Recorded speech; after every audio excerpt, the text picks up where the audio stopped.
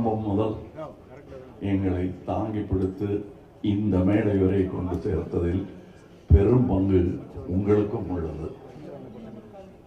அது மறக்க முடியாத உண்மை.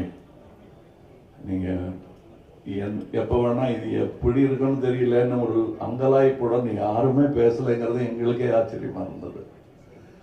வழக்கமா பார்ப்போம் வரட்டும் அப்படின்றது. அதுக்கு முன்னாடி நீங்களே அதை உங்கள் எதிர்பார்ப்பை உங்கள் கண்களின் மூலம் காட்டுகிறீர்கள் எங்களுக்கு. எனக்கு என்னுடைய யூனிட்டை பார்க்கும்போது முகதாட்சியம் கருதி நல்லா இல்லைங்கிறத நல்லா இல்லைன்னு சொல்ல மாட்டாங்க, நல்லா இருக்குங்கிறத ஒரு கை தியேட்டர் ரசிகர் மாதிரி கை தட்டி விசில் இல்லாமல் அடிக்க முடியும். அதனால இப்போ நல்லா இருக்கு சார் அப்படின்னு சொல்லிட்டு போயிடுவாங்க. கொஞ்சம் அழுத்தி தான் வாசிப்பாங்க. ஆனால் நான் அவங்க கண்ணை பார்த்துக்கிட்டே இருப்பேன். ஏன்னா அவங்க எல்லாருமே சீசன்டு பீப்புள். இதில் இங்கே வந்து கற்றுக்கலான்னு வந்தோம் சார்ங்கிறவங்க யாருமே கிடையாது. கற்றுக்கிட்டு வந்தவங்க தான். டெக்னீஷியன்ஸாக இருக்கட்டும், நடிகர்களாக இருக்கட்டும், அவங்க கூட வேலை செய்யும்போது அவங்கள் முகத்தில் பார்க்குற சந்தோஷத்தை அது அப்படியே ஒரு பெரும் தொற்று, அது யூனிட்டுக்கே தொற்றிக்கிச்சு. அதை உங்களுக்கும் வழங்க வேண்டும் என்பதுதான் எங்கள் ஆசை. எங்களுக்கு வந்து வேற பெரிய பெருமைகள் இப்படி பண்ணியிருக்கோம் அப்படி பண்ணியிருக்கோம் பேசுறதை விட ஒரு க்ளோஸ்அப், அது சிம்பு சார் தான் இருக்கட்டும், இல்லை ஒரு சின்ன பையன் தான் இருக்கட்டும், அது எடுக்கிறதுக்கு ஒரு 50 பேர் வேலை செய்வாங்க.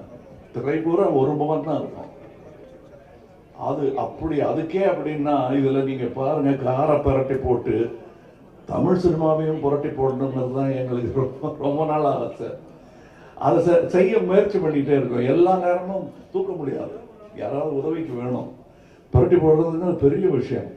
கொஞ்சமாவது அதை நகர்த்தலாம் நாங்கள் விரும்பும் திசை நோக்கி அப்படின்னதுல இதுல எங்களுக்கு கிடைச்ச படை வீரர்கள் நிறைந்த படை. அதுவும் பிஹைண்ட் த சீன்ஸ்ல நீங்க பார்த்தது வந்து ஒரு கிளிம்ஸ் தான்.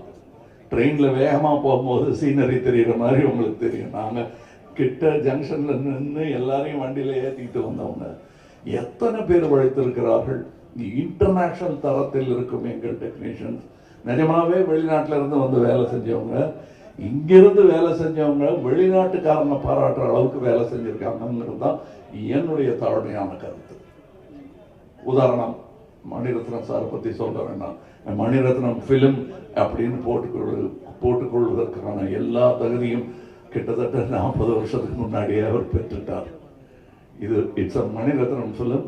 இவர்களைப் போலவே எனக்கு அவர் படத்தில் நடிப்பது நாசருக்கு நாயகன் போது எப்படி இருந்ததோ அந்த மாதிரி இருந்தது எனக்கு. ஏன்னா நான் பார்த்த அந்த இளைஞர் மணி இன்னைக்கு ஞானியாக, சினிமா ஞானியாக மாறி இருக்கிறார். எனக்கு பட்டம் கொடுத்துருக்கிறாங்க அந்த மாதிரி. ஸோ அவர் கூட வேலை செய்யறது எனக்கு குதூகலமா இருந்தது என்பதுதான் உண்மை. அது எல்லாருக்கும் தெரியும், படம் பார்க்கும்போது தெரியும். அந்த எங்க செட்ல இருந்து எங்களை பார்த்தவங்களுக்கும் அது புரியும். இதுல இருக்கிற டெக்னீஷியன்ஸ், எடிட்டர், ஒரு ட்ரெய்லர்லயே தூக்கிட்டாங்க மணியும் அவரும் சேர்ந்து. அது ஒரு சூப்பர் ஹிட் பண்ணிட்டாங்க. அதெல்லாம் நல்ல சிறந்த டெக்னீஷியன்கள், பதட்டம் இல்லாமல் எந்த பெரிய இடையூறுகளையும் தாண்டும் அந்த லாபகம் அவர்களுக்கு இருக்கிறது. அதே மாதிரி ரவி கே சந்திரன் இந்நேரம் அமெரிக்காவில் படம் எடுத்துட்டு இருக்க வேண்டியது, அது 20 வருஷம் முன்னாடியே எழுந்திருக்க வேண்டியது. மருதநாயகம் அதனுடைய சினிமாட்டோகிராஃபர் அவருடன் முழுவதுமாக ஒரு முழு படத்தை முடித்தேன் என்ற பெருமை. அது பாதியில் விட்டோங்கிற வருத்தம் எனக்கு ரொம்ப உண்டு.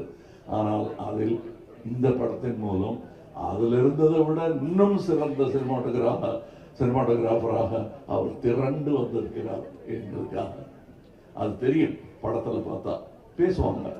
அதை நான் சினிமா விமர்சகர்களிடம் விட்டு விடுகிறேன். அவருக்கு நல்ல பெயர் கிடைக்கணும். நானும் சினிமா விமர்சகன் தான், நானும் சினிமா ரசிகன் தான். நான் சுவைத்த விஷயத்தை உங்களுக்கு நான் சொல்லுகிறேன். வியாபாரம் வெற்றி பெறணும், அதெல்லாம் ஓகே. என் சினிமாவும் வெல்ல வேண்டும் என்பதுதான் ஆரம்ப காலத்திலிருந்து நாங்கள் அதான் ஒரே மாதிரி எண்ணம் உடையவர்களுடன் பேசிக்கணும். நாங்கள் செட்டில் இருக்கும்போது மணி சார் ஆகட்டும், நடுவில் போய் பேச டைம் இருக்காது. அதுவும் டெக்னீஷியன்ஸுக்கு மேலேயும் கீழே பார்த்துக்கிட்டு ஒரு மாதிரி சித்தர் மாதிரி அங்கே அதுக்கு நடுவில் நாங்கள் பேசுறது கூட அரட்டையாக இருக்காது. லஞ்சில் உட்காந்து பேசுறது கூட சினிமாவை பற்றியாக இருக்கும், வேற ஒருத்தர் எடுத்த நல்ல சினிமாவை பற்றியாக இருக்கும்.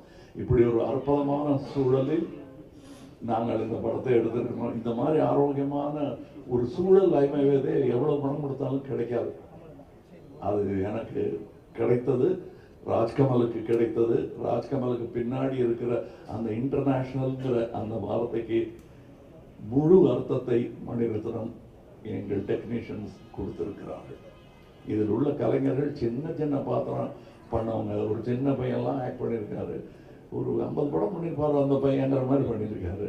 அதுக்கு நிஜமாவே 100-200 படம் பண்ணவங்கெல்லாம் சின்ன சின்ன வேஷங்கள் பண்ணியிருக்காங்க.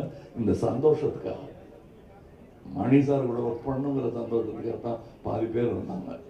சம்பளம் 2ஆம் பட்சம் தான் அவங்களுக்கு. இது எங்களுக்கு தெரிந்த உண்மைங்கிறதுனால சொல்கிறேன். நாம் வையாபுரி மாதிரி ஆர்டிஸ்ட் எல்லாம் நான் கண்டெடுத்த அவர்